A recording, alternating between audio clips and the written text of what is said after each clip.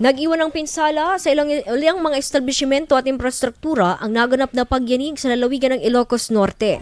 Ayon sa Philippine Institute of Volcanology and Seismology of PHIVOLCS, umabot sa 5.6 magnitude na lindol ang naitala sa bayan ng Bangi mula sa una nitong 5.8 magnitude.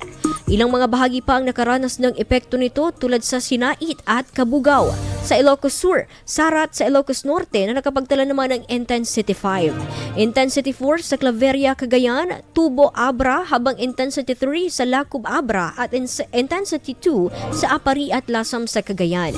Pagdating sa instrumental intensities, naitala ang Intensity 5 sa San Nicolas, Ilocos Norte, Intensity 4 sa Sinait at Vigan City, Ilocos Sur, Intensity 3 sa Gonzaga, Cagayan, habang Intensity 2 naman sa Penablanca, Cagayan, Banged, Abra at Buntoc Mountain Province.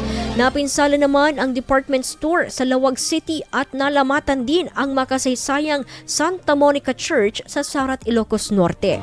Kaugnay nito, pinaalahanan ng Office of the Civil Defense Ilocos Region ang publiko ukol sa ibayong paghahanda ng bawat isa, partikular sa mga apektadong rehiyon na Regions 1, 2 at 3.